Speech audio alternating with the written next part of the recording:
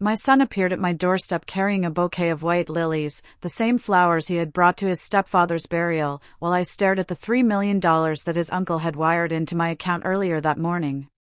The symbolism wasn't lost on me. Ethan had chosen flowers that stood for fresh starts, and this was about to become the beginning of something entirely new. What he didn't realize was that I had spent the last 7 days quietly preparing a way to make him pay for throwing me out of my own home and forcing his 64-year-old mother to sleep inside a rusted Toyota Corolla for nearly 2 weeks. If you're watching this, make sure you subscribe and tell me in the comments where you're tuning in from. But let me step back for a moment and explain how a retired schoolteacher from Indiana went from being a homeowner to homeless, then to millionaire, and finally to plotting vengeance against her own child. My name is Eleanor Hart, though most people simply call me Nora. And half a year ago, I still believed I was the luckiest mother alive. I lived in a cozy paid-off house in Bloomington that my late husband Robert and I had worked 30 long years to make our own. I had a stable pension, and a son who seemed to care for me deeply. Ethan would phone twice a week, join me every Sunday for dinner, and was always offering to handle the lawn work or fix something around the house. "Mom, you're not getting any younger," he told me one evening over roast chicken in June. "What if you fell down the stairs? What if you had an accident?" His wife, Clarissa, nodded earnestly. "We worry about you living here alone, Nora." Their concern seemed so warm, so genuine. Ethan had inherited Robert's steady hazel eyes and his gentle way of speaking. When he looked at me with such worry, I couldn't help but believe he truly cared. That's when they laid out their so-called solution. "We've been talking," Clarissa said softly. "What if we moved in here with you? That way, we could take care of the house, and you wouldn't have to worry about a thing." Ethan leaned closer. "And Mom, to make everything official and safe, it would be smart to put the deed in my name. If anything ever happened, there wouldn't be complications with the paperwork." I should have known better. I should have recognized the warning signs. Why would a nearly 40-year-old man suddenly want to move back into his mother's home with his wife? But I took their words as blessings I hadn't even prayed for. So that July, they moved in. For 6 weeks, it was paradise. Ethan kept the yard neat, repairing the sagging porch step. Clarissa cooked extravagant dinners and redecorated the spare bedroom. They insisted on covering utilities and groceries as their way of contributing. But fairy tales dissolve quickly when they're spun from lies. The first crack appeared one blistering August afternoon when I heard Ethan talking in Robert's old office. "Yeah, the transfer went through last month," he said over the phone. "Once we get her out, we can renovate the attic and list it for at least $750 in this market." My heart went cold. Get her out. I froze outside the doorway, clinging to the frame until my knuckles whitened. That conversation shattered everything, though I was too stunned to confront him right away. From that day forward, I became a stranger in my own house, quietly watching, listening. I noticed how they had started getting mail at the address before they even moved in. How Clarissa kept shifting furniture around, removing my family photos, claiming she was just freshening the place up. How both of them grew irritated whenever I wanted to sit in the living room at night, suggesting I'd be more comfortable upstairs in my room. Then came the second conversation, worse than the first. It was early September, late at night. I went downstairs for water and heard them whispering in the kitchen. "She's catching on," Clarissa muttered. Yesterday, she asked me why I was looking at houses online. Ethan's reply made my stomach twist. "Then we need to move quickly. I'll call Martin tomorrow about the power of attorney papers." Power of attorney. The phrase hit me like a blow to the face. They weren't just planning to sell the house. They wanted legal control over everything I owned. My entire life, 30 years of marriage, decades of teaching children, years of savings, was being targeted by my own son.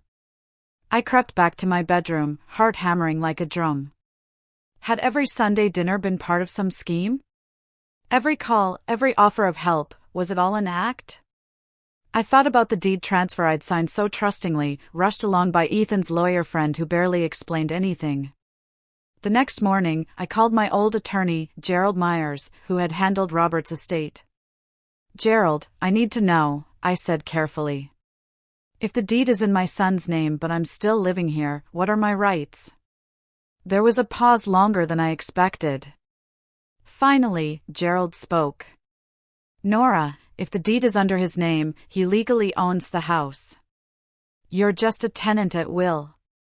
He could remove you whenever he wants." The words sliced through me like glass. A tenant at will, in the house where I'd raised my child, where I had nursed my husband until his final breath, where I'd hoped to spend the rest of my days. That afternoon, while Ethan was at work and Clarissa was off at her book club, I rifled through their things. In Clarissa's jewelry box, I found business cards for multiple realtors. In Ethan's desk drawer, I uncovered printed emails about renovation loans and a folder labeled Mom's Accounts, filled with copies of my bank statements stretching back 2 years. The realization was crushing. This betrayal had been carefully crafted for a long time. Only 3 days later, Ethan sat me down for what he called a talk about your future, Mom. His words came rehearsed, too polished. "Clarissa and I think it would be best if you moved into assisted living," he said smoothly. "There's a place called Willow Grove that has an opening." Willow Grove. I knew it well. That's where a friend from church had been sent by her children. She had lasted 6 months, not from illness but from loneliness. "I don't need assisted living," I said firmly. "I can take care of myself." Ethan smiled patronizingly. "Mom, you're 64.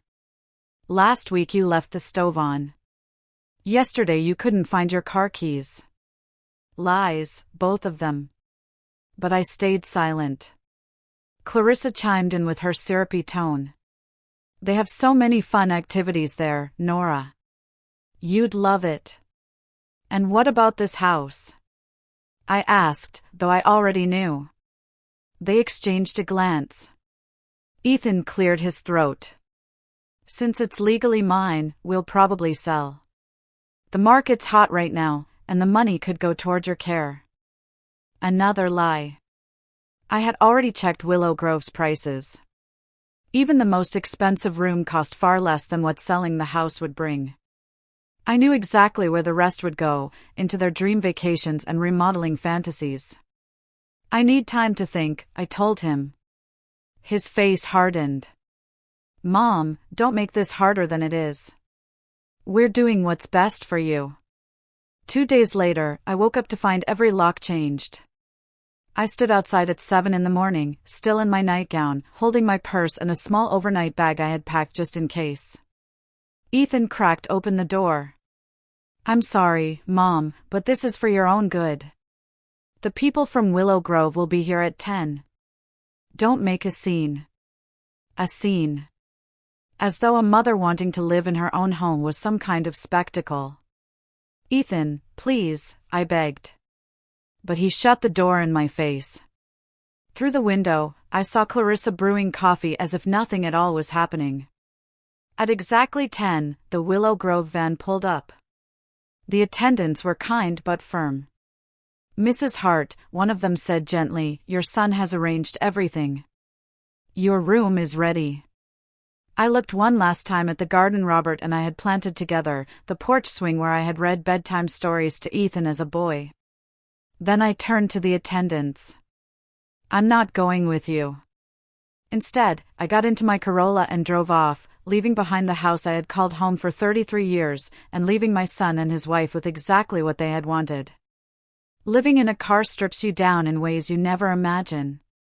You learn how long you can go without a shower before you can't stand your own smell. You learn how much your back can ache from trying to sleep in a reclined seat. You learn how invisible you become when you have no address. My first night was in a Walmart parking lot, flinching every time security walked past. The second night, I tried a rest stop, but the endless roar of trucks kept me awake in fear. By the third night, I had a rhythm: park behind a diner after hours, use the restroom before they closed, buy a coffee so no one questioned me, then sleep until dawn.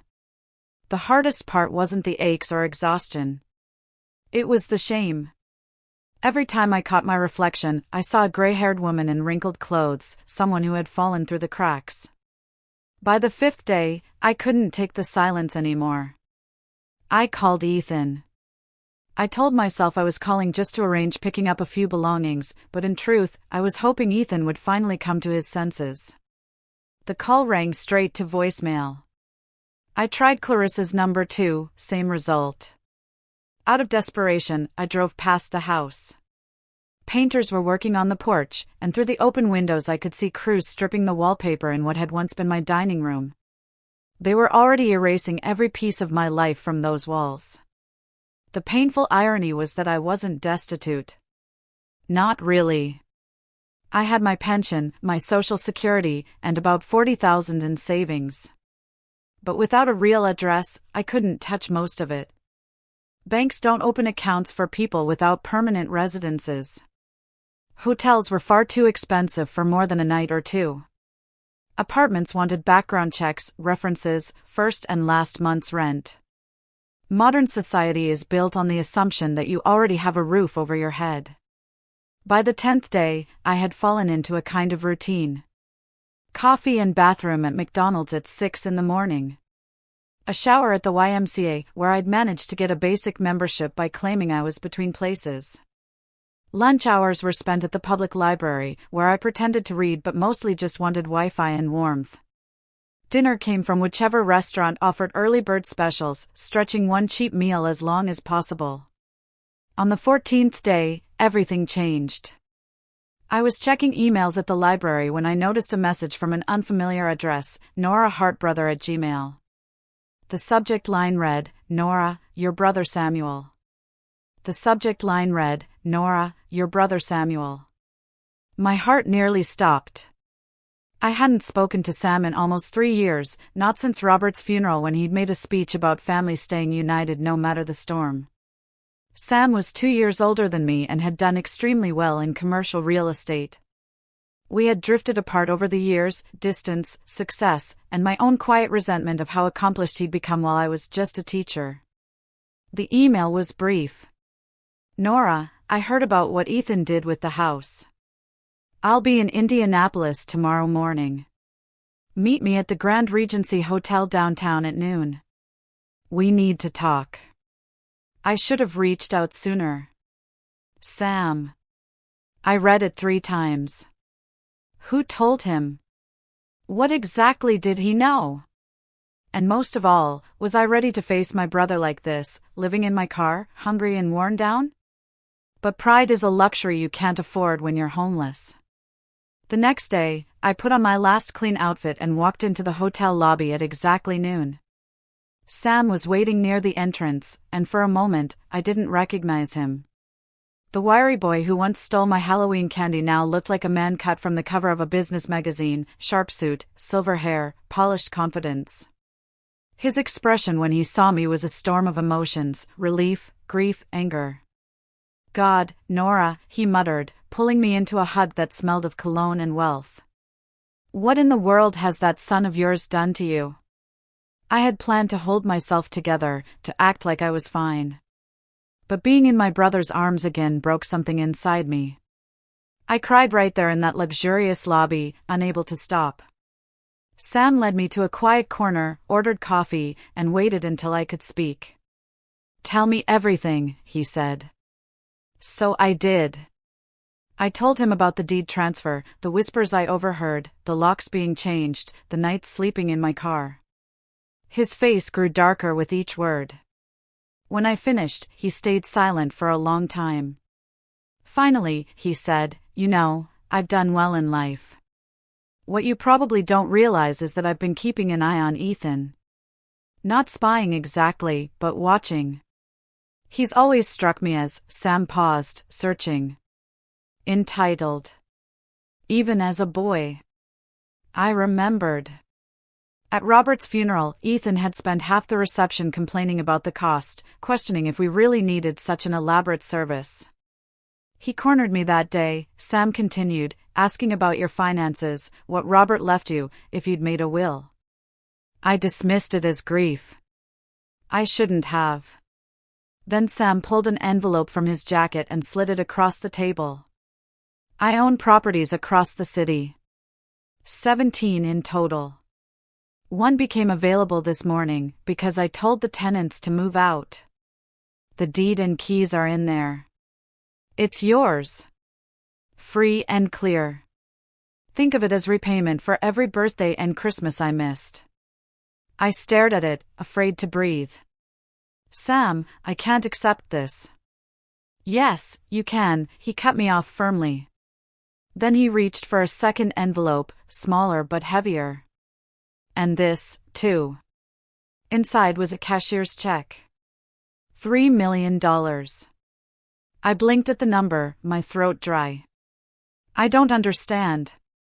Sam's expression softened, a glimmer of the mischievous boy I once knew. I'm 66, Nora. Never had kids, never married. My money will go somewhere when I'm gone. I'd rather see it change your life now, while I can watch it. As for why now? His jaw tightened. Because Ethan needs to learn that you don't betray family. Not ours. He thinks he's clever, but he's about to find out just how wrong he is. I looked at the envelopes again, barely able to process the weight of them. What am I supposed to do with $3 million? Sam's grin was wicked. Anything you want, little sister. But if I were you, I'd make sure Ethan knows exactly what he threw away. The house Sam gave me was in one of Indianapolis's most exclusive neighborhoods, Meridian Hills. 3 bedrooms, 2.5 baths, gleaming hardwood floors, a kitchen fit for a magazine cover. It was easily twice the size of the home Robert and I had shared, and far beyond anything I'd ever dreamed of. For a week I wandered like a ghost through the rooms, touching the marble mantel, admiring the built-in shelves, staring at the walk-in closet that felt bigger than my old living room. The backyard garden made me tear up. It was the kind of place a teacher like me could spend hours planting and dreaming. Sam had also introduced me to a wealth management firm. A young advisor named Daniel explained investments with reverence, telling me that with careful planning, I could comfortably live on $200,000 a year without touching the principal. That was triple my highest salary, and more than Ethan made at his engineering job. The irony was exquisite. Ethan was breaking his back to renovate my old house for maybe a $700,000 profit, while I could buy 10 houses like it with my new fortune. I bought clothes, nothing flashy, just high-quality pieces that made me feel like myself again. I replaced my Corolla with a silver Lexus that purred on the road. The salesman kept glancing from my driver's license to the check, wondering how a retired teacher could possibly afford it. But wealth wasn't enough. I needed a purpose. And slowly, as I sipped coffee in my new kitchen and watched cardinals at the feeder Sam had installed, a plan began to take shape. One afternoon, I drove past my old home. Landscapers were trimming the yard. A dumpster overflowed with my furniture. Ethan's BMW and Clarissa's Range Rover gleamed in the driveway, both newer than I remembered. They were already living large on money they hadn't even earned yet. That's when it hit me, Ethan thought he had one. He believed I was gone, defeated, tucked away in some dreary facility. He had no idea that I was not only standing tall again but wealthier than he could ever imagine.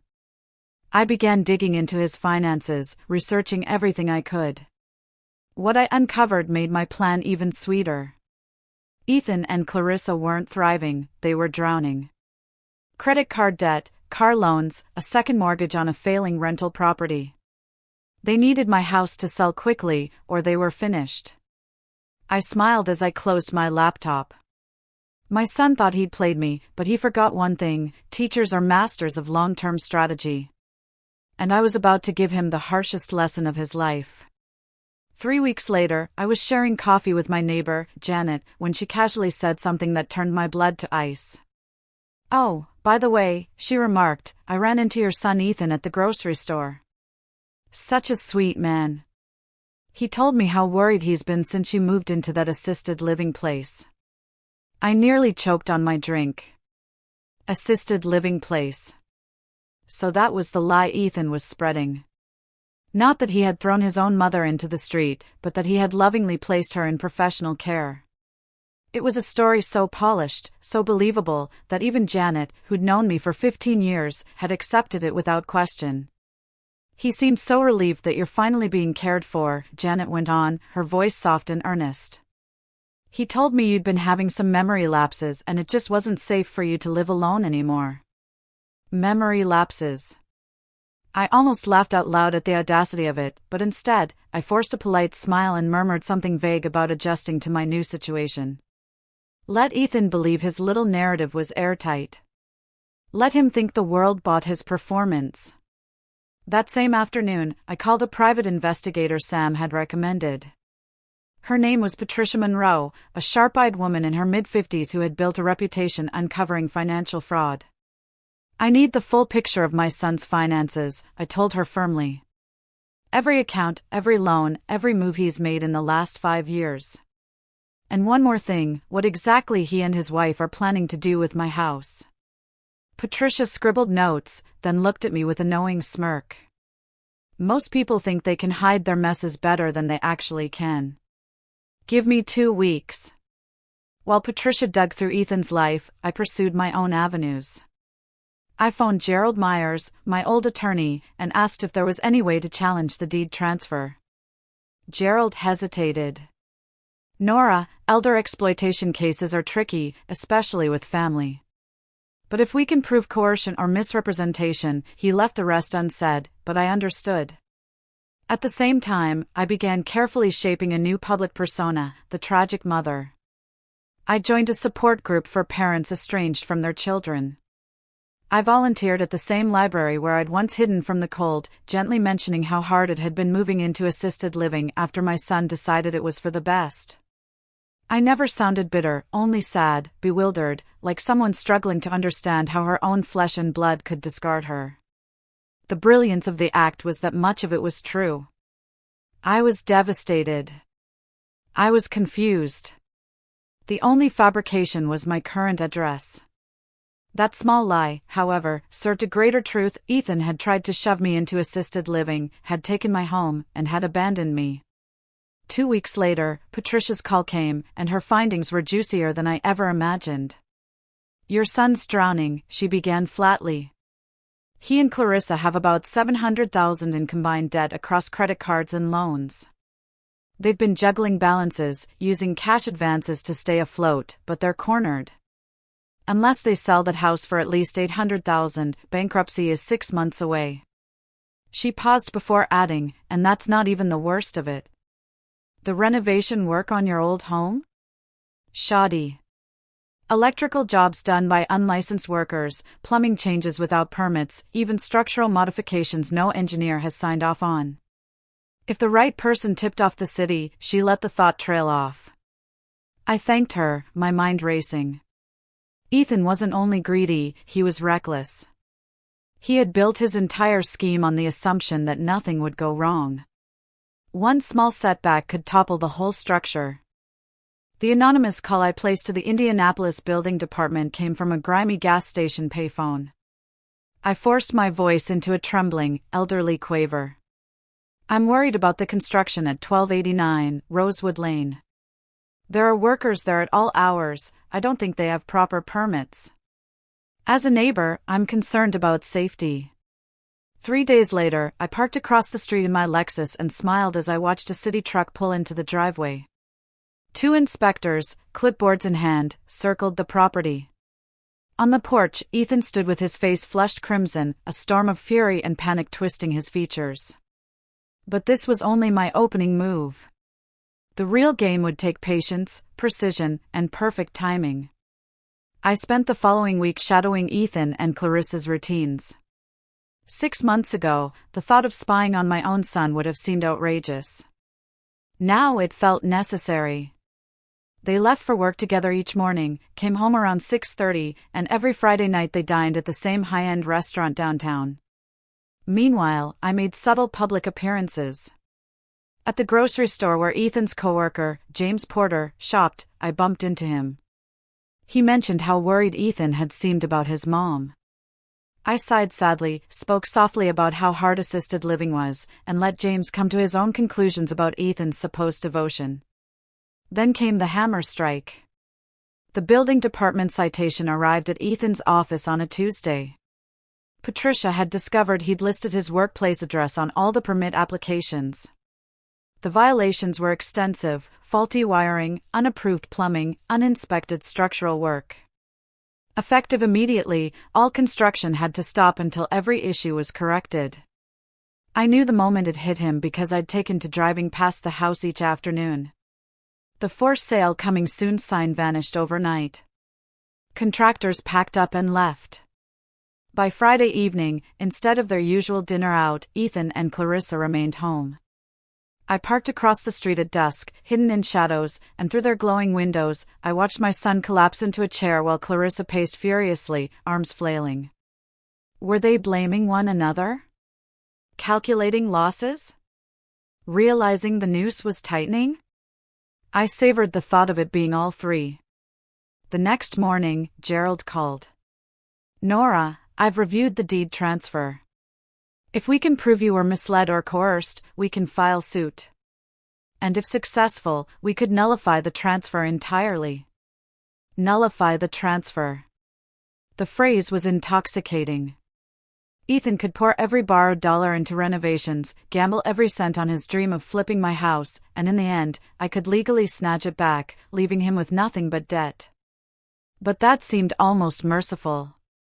Too merciful. He deserved worse. He deserved to feel the same helpless despair I had felt when he shut the door on me.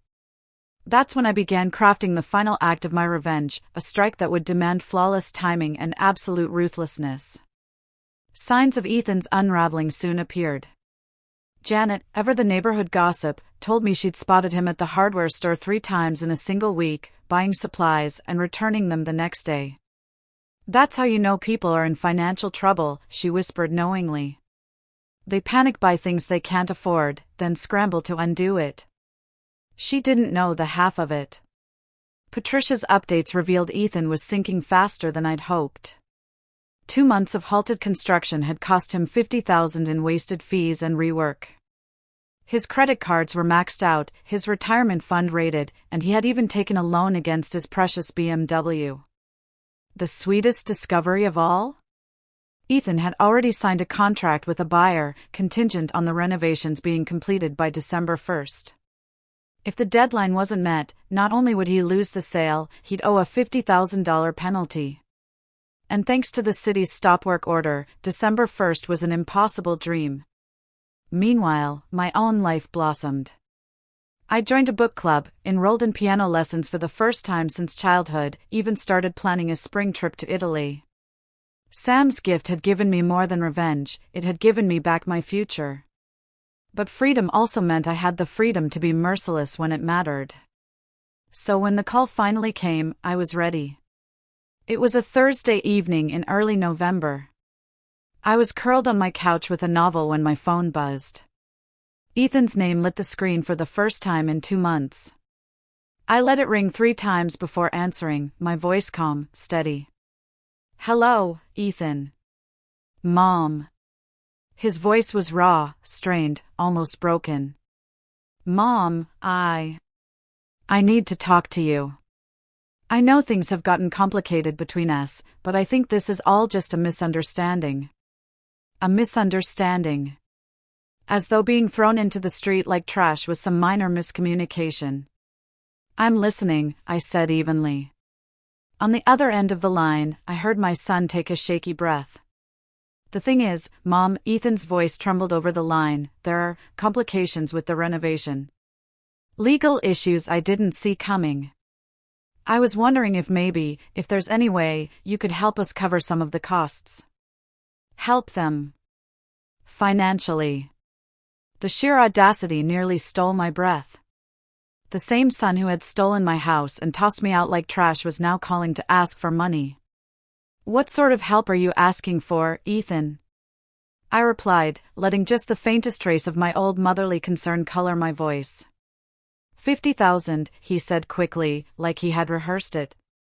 "Just temporary, until the house sells. I know assisted living is pricey, but maybe you have savings, or you could borrow against your pension?" He was babbling now, desperation spilling out in careless words. Ethan, I interrupted softly, I live on a fixed income here in assisted living.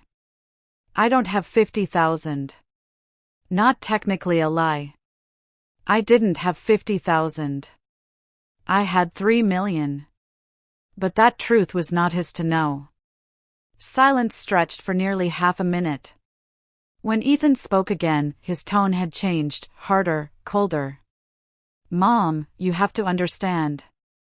If this renovation falls apart, Clarissa and I could lose everything. Our cars, our credit, maybe even our jobs if bankruptcy follows. You're my mother. Doesn't that mean anything to you? There it was, the same emotional blackmail he had used to trick me into signing over my deed. But this time, I wasn't a grieving widow longing for scraps of love from her only child. This time, I held all the power. Ethan, I said evenly, why don't you come visit me? We should talk about this face to face. He agreed instantly, convinced he'd have better luck swaying me in person. We set the meeting for Saturday afternoon. After I hung up, I leaned back in my elegant living room and smiled.